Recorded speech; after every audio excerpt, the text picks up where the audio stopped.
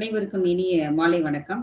அய்யனாடார் ஜானகி அம்மாள் கல்லூரி தமிழ்துறை சார்பாக நிகழக்கூடிய நூல் வாசிப்பு முற்றம் நிகழ்வு 287. இன்றைய நிகழ்வில் நம்மிடையே நூல் கருத்துரை வழங்குவதற்காக ஸ்வீடன் நாட்டிலிருந்து மென்பொருள் வடிவமைப்பாளர் மதிப்பிற்கும் மரியாதைக்கும் உரிய திரு இளமாறன் அவர்கள் இணைந்திருக்கின்றார்கள். அன்னார் அவர்கள் தஞ்சை மண்ணை சார்ந்தவர். ஈரோட்டிலே இருக்கக்கூடிய IRTT என்று சொல்லக்கூடிய அந்த பொறியியல் கல்லூரியிலே தன்னுடைய பொறியியல் கல்வியினை நிறைவு செய்திருக்கின்றார். நம்ம நூல் வாசிப்புன்றதுக்கு வந்து நிறைய நாடுகளை சார்ந்த அறிஞர் பெருமக்கள், பேராசிரியர்கள், சிறுவர்கள் என பலரும் பங்கேற்றிருக்கின்றார்கள். ஆனால் ஸ்வீடனிலிருந்து முதன்முறையாக இளமாறன் ஐயா தான் வருகின்றிருக்கின்றார். நான் அண்மையிலே அவருடைய நூல் வெளியீட்டு விழாவை புலனக்குழுவிலே பார்த்தேன். வினோத் சார் போன்றவர்கள் எல்லாம் வெளியிட இருக்கிறார்கள், பேச இருக்கிறார்கள் என்று நான் அந்த புலனக்குழுவை பார்த்த பொழுது அறிந்து கொண்டேன். வினோத் சாருக்கு பல துறை அறிஞர்களும் குறிப்பாக படைப்பாளர்களுடன் நெருங்கிய தொடர்பு இருக்கும். அந்த அடிப்படையிலே இளமாறன் ஐயா அவர்களினுடைய புத்தகத்தையும் கதவு பதிப்பகத்தின் வாயிலாக வெளியிட்டிருக்கின்றார்கள். நினைவலைகளில் நிலைத்தவை என்ற முதல் சிறுகதை படைப்பு, அவருடைய சிறுகதை படைப்பு. நான் இப்ப மாலையில தான் வினோத் சார் கொடுத்தாரு. வேகமா வந்து வீட்டுக்கு வந்து 2 சின்ன சின்ன கதைகளை வாசிட்டேன். அதுல வந்து என்கிட்ட முதல் படைப்புனே சொல்ல முடியல. ஜூலைல தான் அதை வெளியிட்டேன்னு அவர் சொல்லி குறிப்பிட்டிருக்கிறாங்க ஐயா. ஆனா பால்கவர் அப்படிங்கிற கதையெல்லாம் படிச்சோடனே ஒரு சாமானிய மக்களினுடைய ஒரு வாழ்க்கை ஒரு குப்பையில கிடக்கக்கூடிய பால்கவரை நம்பித்தான் இருக்கு அப்படிங்கிற மாதிரி அந்த கதை சொல்லாம சொல்லிட்டு போது வலிக்குது. ஆனா 3 பக்கம் தான். நானும் தேர்ந்தெடுத்தா படிச்சேன். நேரம் இல்ல மாலை நேரத்துலங்கிறதுனால சின்ன சின்ன கதையா இருக்கு. இன்னொன்று வாசித்தேன். பரவாயில்ல, நல்லதங்கால் கதை இன்னும் நீள்கிறது போல அப்படிங்கிற மாதிரி எனக்கு ஒரு உணர்வு வந்துச்சு. ஏன்னா எப்பயுமே வந்து என்னன்னு கேட்டா நாத்தனார்களை வந்து வீட்டுக்கு வந்த மருமகள்கள் விரும்புறது இல்லை. அதே மாதிரிதான் வந்து என்னன்னு கேட்டா கணவரோட அந்த பணம் தன்னுடைய நாத்தனாளுக்கு போயிருமோ அப்படிங்கிற மாதிரி பார்க்கக்கூடிய அந்த சூழல்ல கூட அதையும் மீறி தன்னுடைய தங்கை மகளுக்கு ஏதாவது செய்து விட முடியுமான்னு நினைக்கக்கூடிய தந்தை, அதையும் மீறி மனித நேசிப்போடு பாசத்தோடு இருக்கக்கூடிய மகள், அந்த அன்பை வெளிப்படுத்தக்கூடிய அந்த கதை ரொம்ப அருமையா இருக்கு. 2 கதை தான் வாசித்தேன். 2மே முத்திரை கதைகள் மாதிரிதான். முடிச்சோடனே மீத கதைகளை வாசித்திருக்கணும் அப்படின்னு நினைச்சிருக்கேன். புலம்பெயர்ந்தவர்களை குறித்து புலம்பெயர்ந்தவர்களால் தான் சிறப்பாக பேச முடியும் அப்படிங்கிற அடிப்படையில தான் இன்னைக்கு இளமாறன் ஐயா அவர்கள் கடலுக்கு அப்பால் அப்படிங்கிற நூலை தேர்ந்தெடுக்கிறதா நான் நினைக்கிறேன். மலேசியாவில் இருந்து புலம்பெயர்ந்து செல்லக்கூடிய அந்த கடலோர வாழ்க்கையை பேசக்கூடிய நாவல் என்று நான் இணையத்திலே வாசித்தேன், முழுவதுமாக வாசிக்கவில்லை அந்த நாவலை. அந்த அடிப்படையில நல்ல நூலை ஒரு தேர்ந்து வருகின்றிருக்கின்றார். புத்தகம் வாசிப்பது, திறனாய்வு செய்வது முதலான பணிகளில் தன்னை ஈடுபடுத்தி கொண்டிருக்கக்கூடிய ஒரு நல்ல தமிழ் ஆர்வலர். சிலப்பதிகார வழி நூல் வழியாக தொடர்ச்சியாக வாசித்து வருவதாக குறிப்பிட்டிருக்கிறார். குழந்தைகளுக்கு சிலப்பதிகாரத்தை சொல்லிக் கொடுக்க வேண்டும், ஆர்வம் ஊட்ட வேண்டும், நெறிப்படுத்த வேண்டும் என்ற அடிப்படையிலே சிலப்பதிகார நிகழ்வை நிகழ்த்துவதற்கு ஆயத்தப்பட்டு வருவதாக குறிப்பிட்டிருக்கிறார். சுற்றுச்சூழல் ஆர்வலர். லிங்க்டின் வழியாக பல சுற்றுச்சூழல் சார்ந்த விழிப்புணர்வு கட்டுரைகளை தொடர்ச்சியாக எழுதி வருகின்றார். சமூகத்திற்கு தேவையான சுற்றுச்சூழல் சார்ந்தும் சமூகத்திற்கு தேவையான படைப்பு சார்ந்தும் தன்னை வெளிப்படுத்தி கொண்டிருக்கக்கூடிய படைப்பாளராக ஐயா இளமாறன் அவர்களை காண முடிகிறது. ஐயா அவர்களை எங்களுடைய அய்யனாடார் ஜானகி அம்மாள் கல்லூரியின் தமிழ்துறை சார்பாக பெருமகிழ்ச்சியோடு இந்த அவையிலே அறிமுகம் செய்து விடைபெறுகிறேன். நன்றி, வணக்கம்.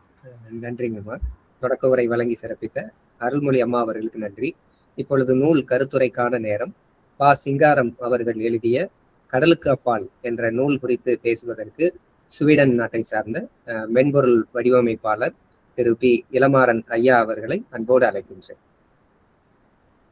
அனைவருக்கும் வணக்கம்.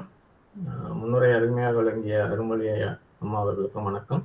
வாய்ப்பு வழங்கிய வினோத் ஐயா அவர்களுக்கும் நன்றி கலந்த வணக்கங்கள். இன்றைய நிகழ்வு 287 நூல் வாசிப்பு முற்றத்தின் 287வது நிகழ்வில் நான் கலந்து கொண்டு மிக ஒரு அருமையான நூலை பற்றி பேச வாய்ப்பு கிடைத்தது மிக்க மகிழ்ச்சி, மிக்க பெருமையாகவும் இருக்கிறது. இது எனக்கு கிடைத்த கௌரவமாக கருதுகிறேன். இன்றைய புத்தகம் ப. சிங்காரம் எழுதிய கடலுக்கு அப்பால். அவர் 2 புத்தகங்களை தான் எழுதியிருக்கிறார். அது ஒரு விசித்திரம். அவர் பிறந்த ஊர் சிங்கம்புணரி. 1940களில் இந்தோனேஷியா மற்றும் மலேசியாவில் பணிபுரிந்து பிறகு மதுரை வந்து தினத்தந்தியில் ஆசிரியராக பணிபுரிந்து பின்பு ஓய்வு பெற்றிருக்கிறார். நான் முன்னமே சொன்ன மாதிரி இதுல ஆச்சரியம் என்னன்னா, அவர் எழுதுனதே 2 புத்தகம் தான். முதல் புத்தகம் 1952 இந்த கடலுக்கு அப்பால் எழுதுறாரு. அதை பிரசுரிக்கிறதுக்கு படாதபடுறாரு. அவரால் பிரசவிக்க முடியல. இந்த கதையின் அளவும் நடையும் அந்த மொழி நடையும் அந்த காலத்து இலக்கிய ஆர்வலர்களால் அவ்வளவாக அங்கீகரிக்கப்படல. அதனால ரொம்ப சிரமப்பட்டு 1960ன்னு நினைக்கிறேன், அப்ப கலைமகள் அப்படிங்கிற ஒரு பத்திரிகையில ஒரு நாவல் போட்டி நடக்குது. அதுக்கு அனுப்புறாரு. அங்க அந்த நாவல் போட்டியில அது முதல் பரிசு வாங்கி 1960ல தான் முதல்ல அது வந்து புத்தகம் வந்து வெளிவருது. கிட்டத்தட்ட 8 ஆண்டுகள் உழைப்பு. அதுக்கப்புறம் 1962ல புயலிலே ஒரு தோணின்னு அடுத்த பகுதி எழுதுறாரு. அதுக்கும் அதே சிரமம் தான். அதுவும் அங்கீகரிக்கப்படலை. ஏன்னா அதோட மொழி நடை, அதோடைய மொழியும் அதுல அந்த அங்க இருக்க இந்தோனேஷியா மலையா பகுதியில் இருக்க மொழியை கையாண்டிருப்பாரு. அது யாருக்கும் புரியல அப்படின்னு அதையும் நிராகரிச்சுறாங்க. அதுக்கும் கடும் முயற்சி பண்ணி இன்னும் 10 வருஷம் கழிச்சு 1972ல தான் அந்த புயலிலே ஒரு தோணி வந்து வெளிவருது.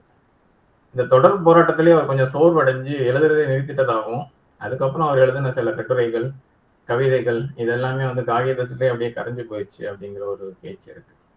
இதெல்லாம் தாண்டி 1980ன்னு நினைக்கிறேன், அப்ப சி மோகன் அப்படிங்கிற ஒரு இலக்கிய ஆர்வலர் வந்து இந்த புத்தகத்தை பத்தி ஏதோ ஒரு மாத இதழில் ஒரு விமர்சன கட்டுரை எழுதுறாரு.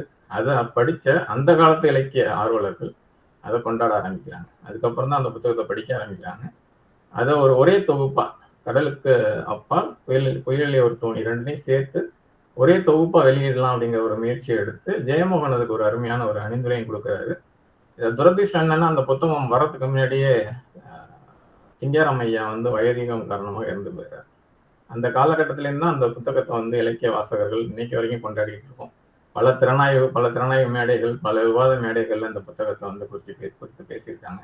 எனக்கு இந்த புத்தகம் கிடைச்சது இங்க ஸ்வீடன்ல ஸ்டாக்ஹோம் லைப்ரரியில இந்த புத்தகம் இருக்கு. இங்க வந்து ஒரு சில தமிழ் புத்தகம் தான் இருக்கும், அதுலயும் இந்த ஒரு புத்தகம் இங்க. இதை நான் இங்க வரவழைச்சு நான் இங்க படித்தேன். நான் தென்பகுதியில இருக்கேன். இங்க ஸ்வீடன்ல என்ன ஒரு வசதினா, எந்த லைப்ரரியில புக் இருந்தாலும் நம்ம ஆர்டர் பண்ண அரசாங்கமே நமக்கு இலவசமா எடுத்து வந்து கொடுத்துரும். அப்படி வரவழைத்து படிச்சது தான். இதை படிச்சுட்டு தான் அதுக்கப்புறம் நான் ஊருக்கு போகும்போது புயலிலே ஒரு தோணியை வாங்கி படித்தேன். ரெண்டுமே அருமையான ஒரு வரலாற்று பொக்கிஷங்கள், இல்லைன்னா நவீன இலக்கிய உலகின் வைரங்கள் அப்படிங்கிறாங்க.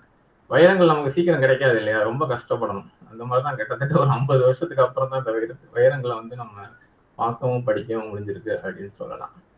இது ஜெயமோகன் அருமையான ஒரு அணிந்துரை எழுதியிருப்பாரு அந்த 2 புத்தகத்தோட தொகுப்புல. அதுல புயலிலே ஒரு தோணி வந்து மானுட மீறலின் கதை, கடலுக்கு அப்பால் வந்து மானுடனின் மீற முடியாமையின் கதை அப்படின்னு எழுதியிருப்பாரு. ஏன்னா அந்த கதை போக்கு அப்படிதான் இருக்கும். அந்த கடலுக்கு அப்பால் வந்து ஒரு கட்டமைப்புக்குள்ளேயே ஓடிக்கிட்டு இருக்கும். அதே புயலிலே ஒரு தோணி வந்து அது ஒரு தெரிச்சு வேற பக்கம் போயிட்டு இருக்கும். அது ஒருத்தருடைய கதாபாத்திரங்களும் அவருடைய நடவடிக்கையும் பார்த்தீங்கன்னா அது ஒரு புயல் வேகத்துல போயிட்டு இருக்கும். அதுக்கு ஒரு அருமையான அணிந்துரை அவர் வழங்கியிருப்பார்.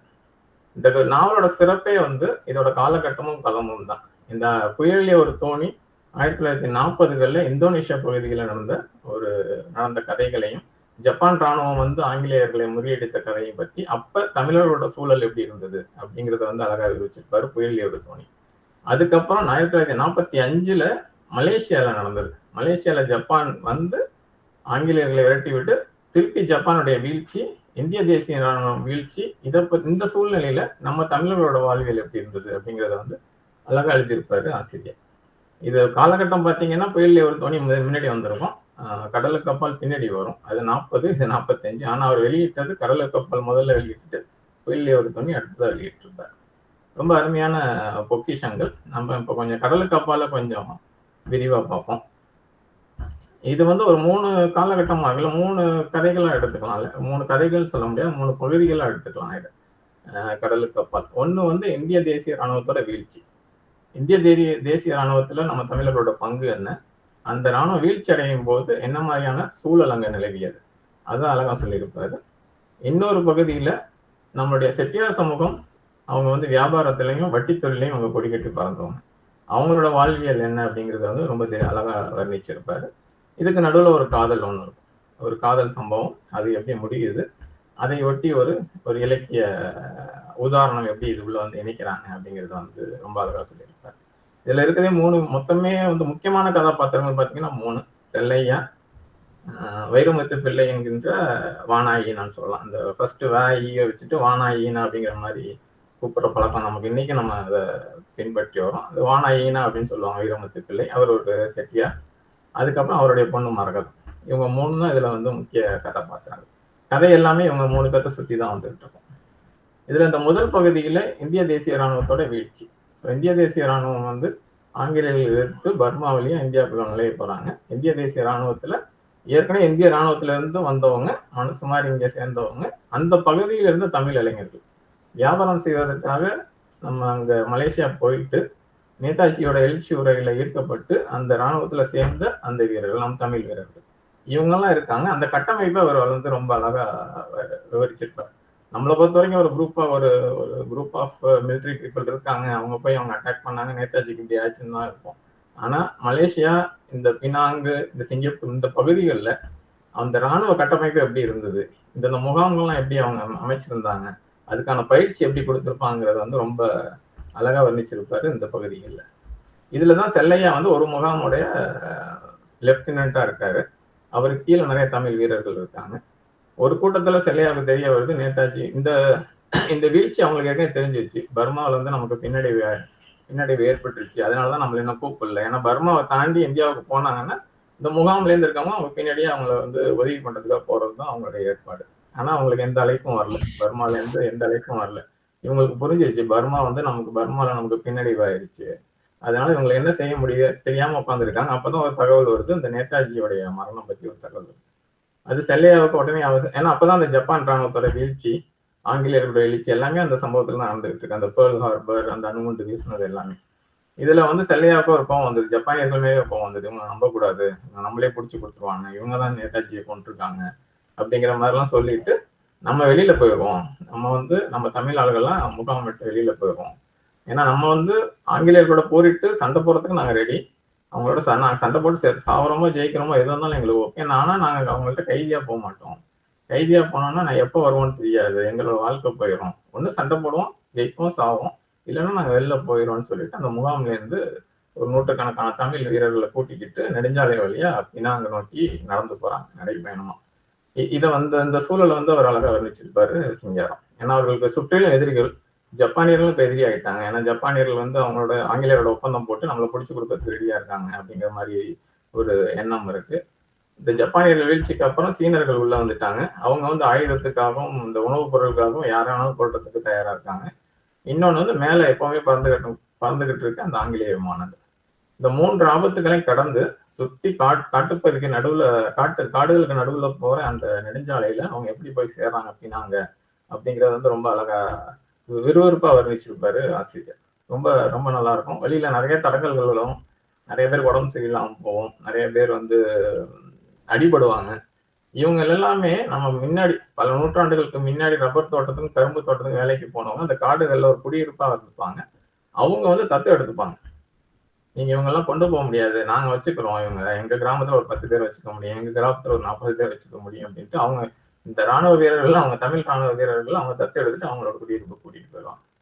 மீதி இருந்த வீரர்களோட ஒரு பினாங்கு நோக்கி வரும்போது திருப்பி ஜப்பானிய படையோட ஒரு சின்ன ஒரு உரசல் வரும்.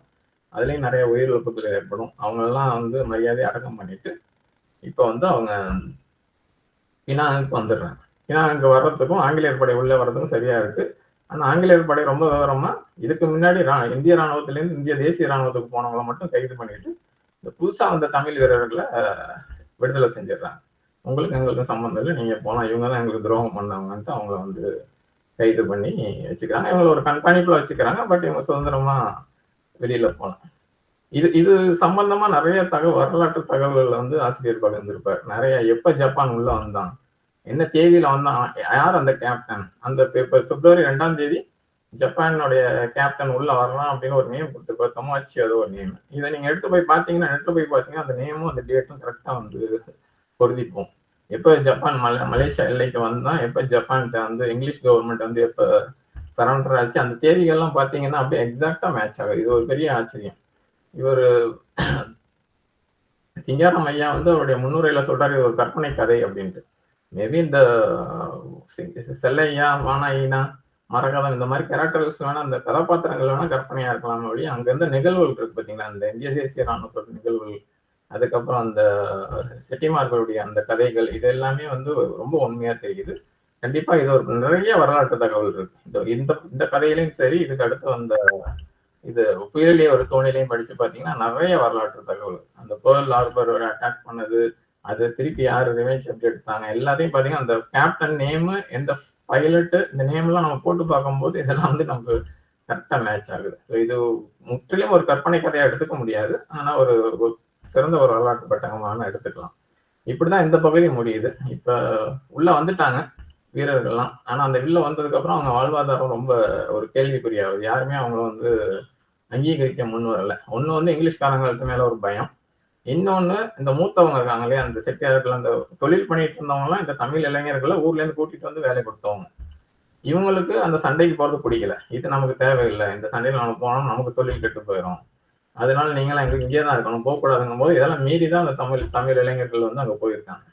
அவங்களுக்கு மேல இவங்களுக்கு இப்ப ஒரு கேலி ஆயிடுது. நான் சொன்னதை கேட்காம போனியே, நீ போயிட்டு ஜெயிச்சிட்டியா, நான் தான் சொன்னேன்ல இங்கிலீஷ்காரனை ஜெயிக்க முடியாதுன்னு சொன்ன, நீ கேட்டியான்ட்டு அவங்களுடைய வாழ்வாதாரமே ரொம்ப பாதிக்கப்பட்டு ஒரு கேலிக்குத்தான ஒரு நிலைமைக்கு போயிடுறாங்க அந்த வீரர்கள்லாம்.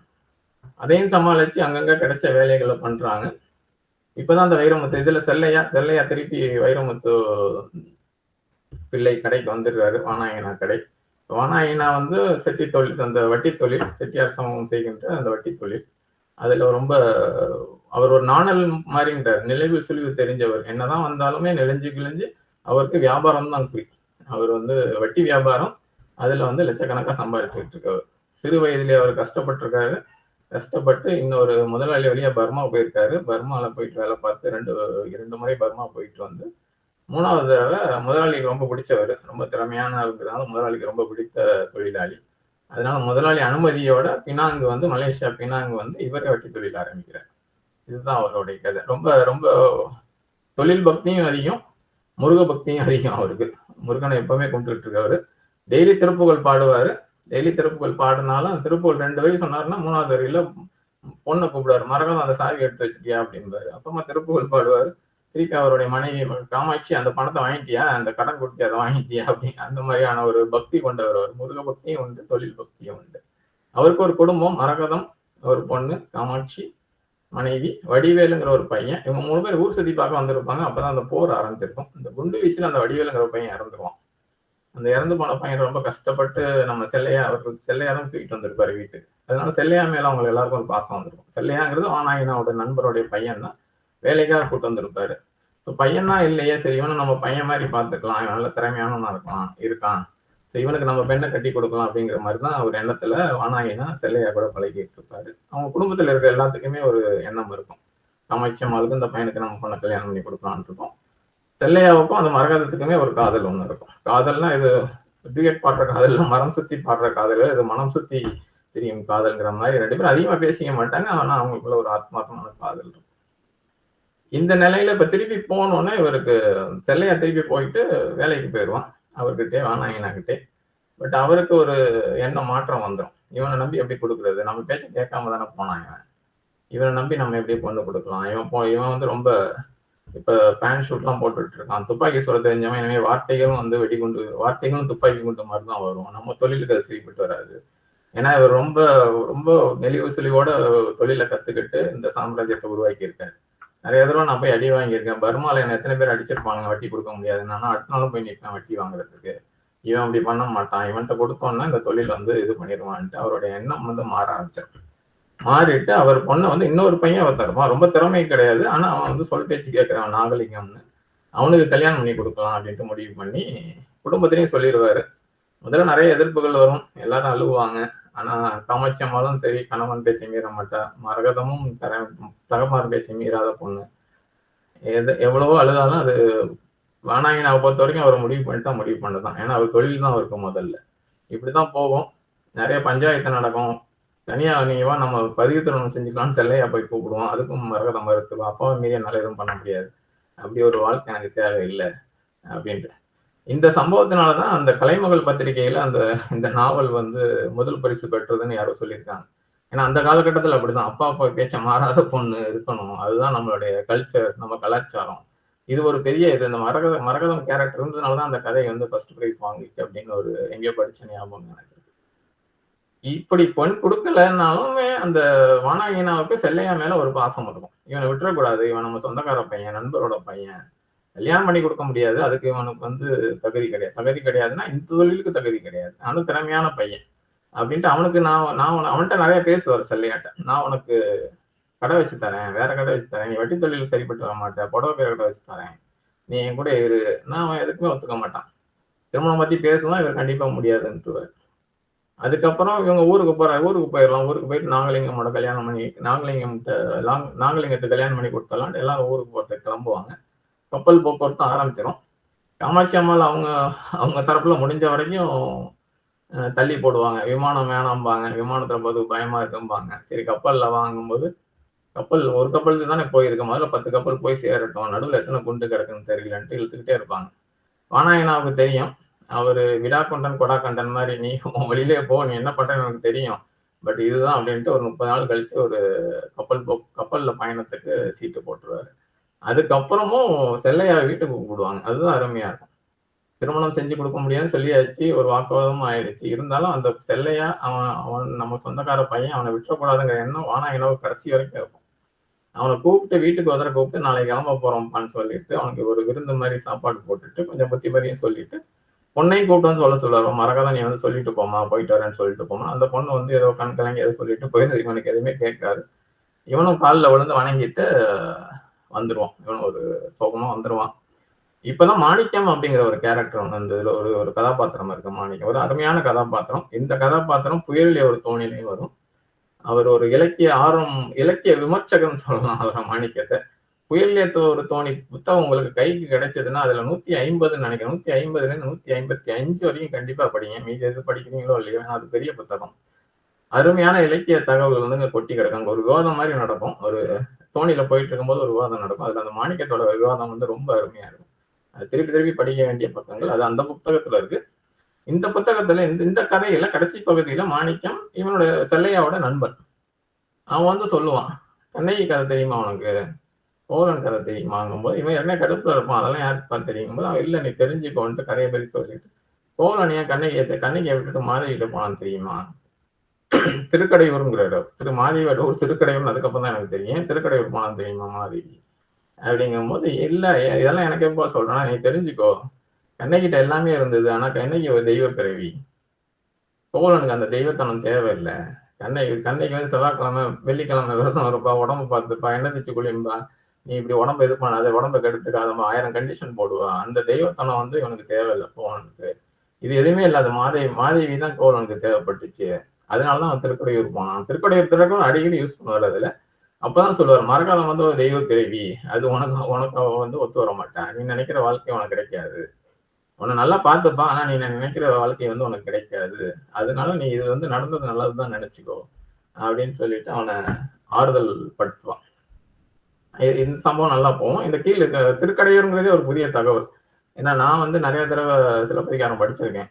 ஏன் திருக்கடையூர் ஏன் இப்படி போனான்னு நான் யோசிப்பேன். கோவலன் ஏன் திருச்சி வழியா மதுரை போனாரு, ஏன் இப்படி வரக்கூடாது, ராஜபாதை தஞ்சாவூர் வழியா ஒரு பாதை இருந்திருக்குமே, என்ன இந்த பாதையில தான் திருக்கடையூர் இருக்கும், பூம்புகார்லேருந்து வந்தா, ஒருவேளை இந்த பக்கம் போனா மாதவி வீட்டுக்கு மனசு மாதிரி போயிருவோன்ட்டு அவர் சுத்தி போனாரோ அப்படிங்கிற ஒரு தெளிவு எனக்கு கிடைச்சது இந்த படிச்சப்ப. இந்த ஒரு அருமையான புத்தகத்தை இப்படி முடிச்சிருப்பாரு. அதை நான் அப்படியே வாசிக்கிறேன் கடைசி வரிகளை. மாணிக்கம் சொல்ற மாதிரி இருக்கும் அது. மனிதனால் தாங்க முடியாத துயரம் என்று சொல்வதற்கு எதுவுமே இல்லை, மனதை இழக்காத வரையில் நாம் எதையும் இழப்பதில்லை. திருப்பி படிக்கிறேன். மனிதனால் தாங்க முடியாத துயரம் என்று சொல்வதற்கு எதுவுமே இல்லை, மனதை இழக்காத வரையில் நாம் எதையும் இழப்பதில்லை இப்படின்னு சொல்லி அந்த கதையை முடிச்சிருப்பாரு. எப்படி நம்ம அந்த சிலப்பதிகாரம் மணிமேகலை இரட்டை காப்பியம் சொல்றோமோ, அதே மாதிரி கீராவுடைய கோபல்ல கிராமம் கோபலபுரத்து மக்கள் இரட்டை காப்பியம் சொல்லணும்னு சொல்றோமோ, அதே மாதிரி அதுக்கு சமமாக இந்த கடலுக்கு அப்பாலும் புயலிலே ஒரு தோணியும் இரட்டை காப்பியங்களாக போற்றப்பட வேண்டிய பொக்கிஷங்கள் என்று சொல்லி வாய்ப்புக்கு நன்றி கூறி உரையை நிறைவு செய்கிறேன். வணக்கம். நன்றிங்கய்யா. ஒரு சிறப்பான அந்த நூல் குறித்த திறனாய்வு உரை. நான் எழுதி 70 ஆண்டுகள் நெருங்கிய பின் அது கவன ஈர்ப்பை பெற்றிருக்கக்கூடிய ஒரு நூல். ஐயா அவர்கள் நீங்கள் சொன்னது போலவே அது ஒரு பொக்கிஷம் தான் கிட்டத்தட்ட. அதுபோல ஸ்வீடன் நாட்டில் அரசாங்கமே புத்தகத்தை அனுப்பி தருகிறது என்கின்ற அந்த செய்தியெல்லாம் கேட்கின்ற பொழுது மிக மகிழ்ச்சியாக இருக்கின்றது. மிகச்சிறப்பாக காப்பியங்களோடெல்லாம் அதை இணைத்து அதை புலம்பெயர்ந்தவர்கள், அம்மா சொன்னது போல புலம்பெயர்ந்தவர்களினுடைய அந்த களம், அதை புரிவதற்கு அந்த சூழலும் அவசியமாக இருந்தது. எனவே தங்களுடைய உரை வழியாக அதை கூடுதலாக அறிந்து கொண்டோம். உங்களுடைய கருத்துரைக்கு நன்றிங்கய்யா. இந்த நிகழ்வு குறித்து கருத்துரை வழங்குவதற்கு மலேசியாவை சார்ந்த குணசீலன் சுப்பிரமணியன் ஐயா அவர்களை அன்போடு அழைக்கின்றேன். அனைவருக்கும் வணக்கம். ஒரு அருமையான வீடியோ இல்லையா? அது ஏதோ அனைவருக்கும் இனிய மாலை வணக்கம். ஒரு அருமையான நூலை, அதுவும் மூத்த எழுத்தாளர், ஒரு மறக்கப்பட்ட எழுத்தாளருடைய ஒரு போராட்டத்தோடு அவர் வெளியிட்ட 2 நூல்களை பற்றி நம்முடன் பேசிய ஐயா இளமரன் அவர்களுக்கு முதலில் என்னுடைய நன்றியும் பாராட்டுகளும் தெரிவித்துக் கொள்கின்றேன். இந்த 2 நாவல்களும் ஏறக்குறைய எங்களுடைய வரலாறு, மலேசியாவின் வரலாறு பற்றி சொல்லும் பொழுது உண்மையிலேயே மகிழ்ச்சி. என்னன்னா, இந்த மலேசிய தமிழர்களுடைய அல்லது இந்த ஜப்பானிய கால போராட்டங்களை பற்றி அவர் எழுதிய அந்த நூல் இங்கேயும் மறைக்கப்பட்டு தான் இருந்தது. ஏன்னா யாரும் இங்க வாசித்து அதை புரிந்து கொள்ளாத ஒரு சூழல்ல ஜெயமோகனுடைய அந்த முயற்சி தான் இங்க மலேசியாவில் மீண்டும் ஒரு மறுவாசிப்புக்கு அது உட்படுத்தப்பட்டு இங்குள்ள மக்கள், அவர் இறந்த பிறகு அவரை போற்றிய அந்த நிகழ்ச்சிகள் எல்லாம் இங்கு நடந்தது. அதிலே வேறு பெரிய துயரம் ஒரு எழுத்தாளருக்கு கிடைக்கப்பெறுகின்ற அங்கீகாரமாக அது இல்லாமல் இருந்தது. குறிப்பாக இந்த ஜப்பானியர் காலத்துல மலேசிய தமிழர்கள் அடைந்த அந்த போராட்டங்கள் என்பது மிகவும் கொடுமையானது. 1941 டிசம்பர் தொடங்கி 1945 செப்டம்பர் வரை மலாயாவை ஜப்பானியருடைய ஆட்சியின் கீழ் வைத்திருந்தார்கள். அந்த காலகட்டத்தில் கடுமையான உணவு பஞ்சம், அடக்குமுறை, இனப்படுகொலை எல்லாமே மலாயாவில் நடந்தது. சீனர்களுக்கு நிகராக, அதாவது ஜப்பானியர்கள் சீனர்களை தங்களுடைய மிகப்பெரிய எதிரிகளாக பார்த்து அவர்களை பழிவாங்கும் எண்ணத்தில் அவருடைய போராட்டங்கள் இருந்தன. அதே வேளையில் மலேசிய தமிழர்களும் அதில் சிக்குண்டு சின்னபின்னமான கதை மலேசிய தமிழர்களுடைய எழுத்தாளர்கள் நிறைய பேர் எழுதியிருக்காங்க. அண்மையில வந்த நிறைய கதைகள், குறிப்பா மரவள்ளிக்கிழங்குன்னு ஒரு நாவல் இங்குள்ள மலேசியாவினுடைய ஒரு எழுத்தாளர் அவர் எழுதியது. அந்த காலகட்டத்தில் ஜப்பானியர் காலத்தில் மக்கள் மரவள்ளிக்கிழங்கை சாப்பிட்டு உயிர் வாழ்ந்ததாக அந்த வரலாறு. அதே மாதிரி அந்த ஜப்பானியர் காலத்துல அந்த சயாம் மரண ரயில்வே தண்டவாளம் போடுவதற்கு லட்சக்கணக்கான தமிழர்கள், ஆண்கள் கொண்டு செல்லப்பட்டு அந்த கொடுமையை அனுபவித்த அந்த வரலாறெல்லாம் இப்போது நினைத்து பார்க்கிறேன். குறிப்பாக சிங்காரத்தினுடைய இந்த கடலுக்கு அப்பால் இந்த நாவலை நாம் பார்க்கும் பொழுது அதை மீண்டும் ஒரு மறுவாசிப்புக்கு உட்படுத்த வேண்டும் என்ற ஒரு ஆவலை நமக்கு தூண்டிய படைப்பாளர் திரு இளமாறன் அவர்களுக்கு மீண்டும் என்னுடைய நன்றியை தெரிவித்துக் கொள்கின்றேன். மீண்டும் அந்த நாவலை படிப்பதற்குரிய ஒரு வாய்ப்பை இன்றைய நிகழ்ச்சியின் மூலம் நமக்கு ஏற்படுத்தி இருக்கிறார், ஒரு சிந்தனை வளர்த்திருக்கிறார், கொடுத்திருக்கிறார். அவ்வகையில் அவருக்கு என்னுடைய மனமார்ந்த நன்றியை தெரிவித்துக் கொள்கிறேன். நன்றி, வணக்கம். நன்றிங்க. கருத்துரை வழங்கி சிறப்பித்த குணசீலன் சுப்பிரமணியன் ஐயா அவர்களுக்கு நன்றி. நிறைவாக நன்றி உரை வழங்குவதற்கு தமிழ்துறை உதவி பேராசிரியர் சிவஞானம் அவர்களை அன்போடு அழைக்கின்றோம். அனைவருக்கும் வணக்கம். சிவகாசி ஐயனாடார் ஜானகி அம்மாள் கல்லூரியின் தமிழ்துறை சார்பாக நிகழும் பன்னாட்டு அளவிலான நூல் வாசிப்பு முற்றம் நிகழ்வு 287. இந்நிகழ்வினை நாங்கள் தொடர்ந்து நடத்துவதற்கு அனுமதி அளித்த எம் கல்லூரி தாளாளர், முதல்வர் உள்ளிட்ட பெருந்தகைக்கு நன்றி. தொடக்க உரையாற்றி சிறப்பு விருந்தினரை அறிமுகம் செய்த முதுகலை தமிழ்துறை தலைவர் முனைவர் அருள்மொழி அம்மா அவர்களுக்கு நன்றி. இளநிலை தமிழ்துறை தலைவர் முனைவர் சந்திரகுமார் ஐயா அவர்களுக்கு நன்றி. இன்றைய நூல் கருத்துரையாளராக நம்முடைய ஸ்வீடன் மென்பொருள் வடிவமைப்பாளர் திரு பி இளமாறன் அவர்கள் சிங்காரம் எழுதிய கடலுக்கு அப்பால் என்னும் நூல் குறித்து சிறப்புரையாற்றினார். ஆசிரியர் குறிப்போடு தொடங்கியமை 1960களில் வெளிவந்த பனவல், சி மோகன் விமர்சன கட்டுரையின் வழி அறிமுகமான பனவல், ஜெயமோகன் அணிந்துரை எழுதிய பாங்கு, நவீன இலக்கிய உலகின் வைரங்கள் என்று கூறியமை, மானுடம் மேல முயலும் கதை என சுட்டியமை, மலேசியாவில் ஆங்கிலேயர்களின் ஆதிக்கம், இந்திய இராணுவத்தின் வீழ்ச்சி, செட்டியார் சமூகத்தின் வாழ்வியல், செல்லையா, வைரமுத்து பிள்ளை, வானாயினா, மரகதம் போன்றோரை கதை அந்தர்களாக்கிய பாங்கு, நேதாஜியின் மரணம், ஜப்பான் இராணுவத்தின் வீழ்ச்சி, ஆங்கிலேயர்களின் எழுச்சி, பினாங்கு நோக்கி பயணம் செய்தமை, இராணுவ வீரர்கள் தத்தெடுக்கும் முறைமை, தமிழ் வீரர்களை விடுதலை செய்தல், நிகழ்வுகளை புள்ளி விவரங்களோடு பொருத்தி காட்டும் நுட்பம், கேலிக்கூத்திற்கு ஆளாகும் தமிழ் வீரர்கள், தொழில் பக்தியும் முருக பக்தியும் கொண்ட வட்டி தொழில் செய்யும் வானாயினா, குண்டு வீச்சில் இறந்து போகும் வடிவேலு, மரகத்திற்கும் செல்லையாவிற்கும் இடையில் ஏற்படும் காதல், தொழில் காரணமாக மரகத்தை திருமணம் செய்ய நினைக்கும் போக்கு, செல்லையாவின் மீது வானாயினா கொண்ட பாசம், திருக்கடையூர் போன கோவலனின் வரலாற்றை கூறும் மாணிக்கம், மனதை இழக்காத வரையில் நாம் எதையும் இழக்கவில்லை என்று கூறி இவ்வாறாக இந்நூலில் இடம்பெற்றுள்ள செய்திகளை சிறப்பாகவும் நேர்த்தியாகவும் எடுத்து கூறி உரையாற்றிய ஐயா அவர்களுக்கு நன்றி. இந்நிகழ்வு குறித்து கருத்துரை வழங்கிய மலேசியாவைச் சேர்ந்த முனைவர் குணசீலன் சுப்பிரமணியன் ஐயா அவர்களுக்கு நன்றி. தொடர்ந்து நூல் வாசிப்பு நிகழ்ச்சியில் பயணிக்கின்ற மலேசியாவைச் சேர்ந்த முனைவர் அருள்நாதன், திரு மேகவர்ணன் ஜெகதீசன், சிங்கப்பூரைச் சேர்ந்த முனைவர் ரத்தின வெங்கடேசன், திரு கோவிந்தராஜன், திரு சவுந்தரபாண்டியன், திரு மேஜர் இளங்கோவன், திரு ஆறுமுகசாமி, திரு ராமசாமி ஐயா போன்றோருக்கும் நன்றி. இந்நிகழ்வில் இணைந்துள்ள உள்நாடு மற்றும் வெளிநாடு வாழ் தமிழ் ஆர்வலர்கள், பேராசிரியர்கள், ஆய்வு மாணவர்கள் உள்ளிட்ட அனைவருக்கும் நன்றி. புத்தகங்களை நேசிப்பவன் ஒருபோதும் ஏழையாவதில்லை. அவனிடம் உலகின் ஆகச்சிறந்த அறிவு செல்வம் கொட்டி கிடக்கிறது என்னும் சிந்தனை வரிகளோடு மீண்டும் அடுத்த நூல் வாசிப்பு முற்றத்தில் நல்லதொரு நூறு சந்திப்போம். நன்றி.